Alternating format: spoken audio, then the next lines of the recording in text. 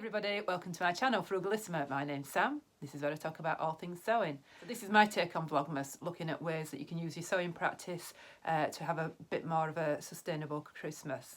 So I'm doing this alphabetically, and today being day 6 is letter F, and there's lots of things that I could have done for this.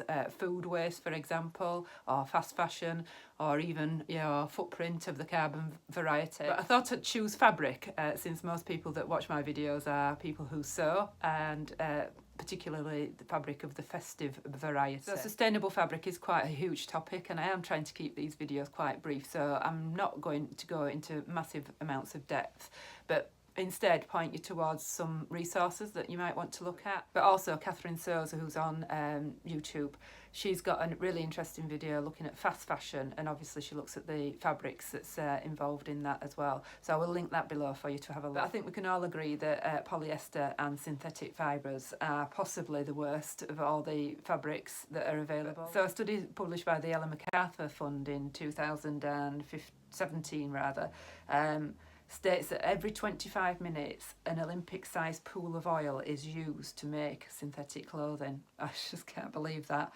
So that's textiles such as polyester, nylon, acrylic. They're the second largest product group made from fossil fuel.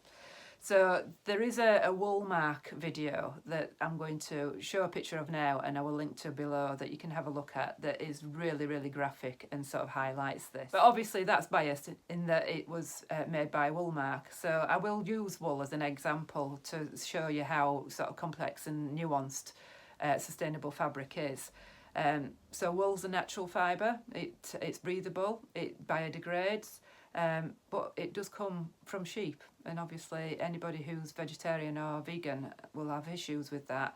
And wool production, as it comes from sheep, produces methane as well, which adds to the carbon emissions. And then there's a traceability of the fabric as well, so it's not just how a fabric is grown or how sheep are looked after. Once you've got your fabric, then you need some sort of traceability, and often it's very, very, very difficult to trace fabric back to its original source. So you might be buying some fabric in your local market. It might have been grown in the States or in China or Turkey. It might have been processed somewhere else. It might have been dyed somewhere else and then woven somewhere else. By the time it gets to you as someone who's going to be buying that fabric, it's been possibly all over the world, and its carbon footprint is massive. So a podcast that I was listening to this morning is a wardrobe crisis, and I highly recommend that if you're interested in fashion at all. I'm not especially interested in fashion, but I think it's a really interesting podcast. She does touch on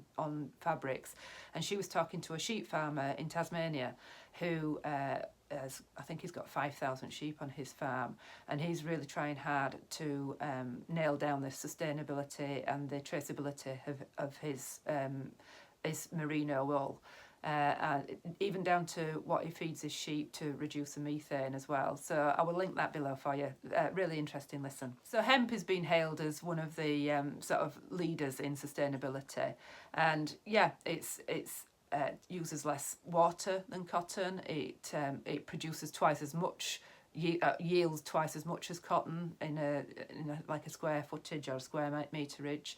It's vegan friendly, and it is a natural product, but still you've still got that traceability problem. You don't know when you're buying that fabric where it's been throughout its journey to get to you. Patrick Grant is doing some really interesting work with flax and growing it in the UK, in Lancashire I believe, and processing it all within a certain radius of where it's been produced. So that's one to keep an eye on. So like I say, really nuanced and complex is sort of whether fabric is good or bad, and not really something that I've got time to go into depth with. But like I say, it's not really a case of what is sustainable, it's what is more sustainable. So I just wanted to flag some of those innovations up actually. So I thought they might be new to you. Some of them were new to me certainly. And leave your links below and you can have a look at yourself. And if you want me to put a video together in the new year, I will put something together where you can find it all in one place, because although the information's out there, it's quite difficult to trace it all together. Obviously the solution is to use what you've got. That's the most sustainable way of of sewing, and you know, use what you've got, use what's already in the system, upcycle something. Upcycling does have its issues as well. I mean, you never upcycle a complete garment, you're always left with something. Particularly with festive fabrics, I think, you know, you're talking things with glitter on and sequins on and things like that, and it's all plastic. It all, you know, it doesn't biodegrade. It will be there forever. You'll buy a sequin top and it will be there forever. Friends and I were having a bit of a party a couple of years ago, and we were all getting glammed up, and I went out and bought a sequin top from a charity shop. So, you know, charity shops, Vinted, eBay, they're all great places, and you can either sell them back on or send them back to the charity shop, which is what I did with mine.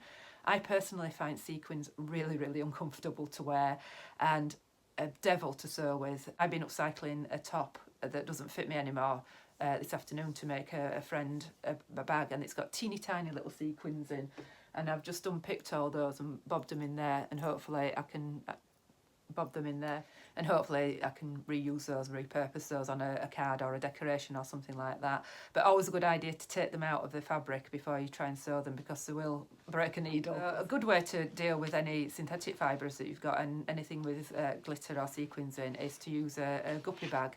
I've got this guppy bag. I have synthetic fibres in my athletic wear, bought them second hand, and I bob them in the guppy bag so that the fibres don't get into the oceans and eventually get into marine life. I believe that some of the newer machines now have already got filters on to stop that happening, but ours is an older machine. So finally, on to Christmas jumpers, your fastest of fast fashion. I was going to leave this until letter J, but I believe that the Save the Children have a day for ugly jumpers, as they call them, and that is on Thursday the 8th, and it raises lots of money for Save the Children. However, I think something like 95% of Christmas jumpers are made of plastic, either wholly or partly of plastic. 1 in 3 young adults will buy a new one every year, and 2 out of 5 jumpers are only worn once during the festive period. I nearly came to blows once with my manager at the time, who wanted to partake in this, and I point blankly refused to go out and buy a festive jumper.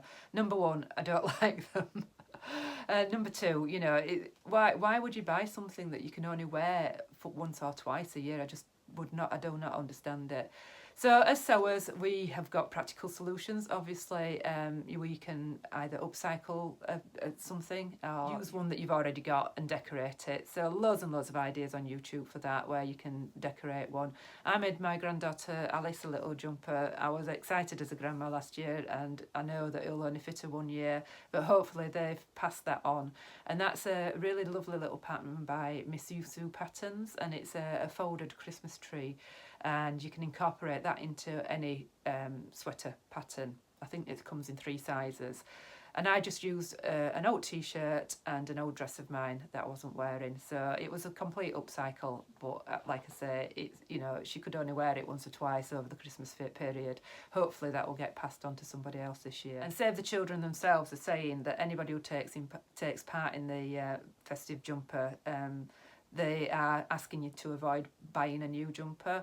They are suggesting that you either swap with a friend, or craft it, or buy it from a charity shop or something like that. I think this is where your sewing skills really come to the fore. So that's it for me. Hope I've given you food for thought. Let me know if you like a festive jumper and how old yours is. I'm willing to bet some people have got the same festive jumper that they bring out year in, year out. Or have you swapped? Have you done a festive jumper swap? What are you doing for the Save the Children? Are you going to decorate your own? Have you got any good ideas? I'll link to a couple of videos below that will give you some ideas for doing a festive jumper. So that's it from me today. I will speak to you later. Bye.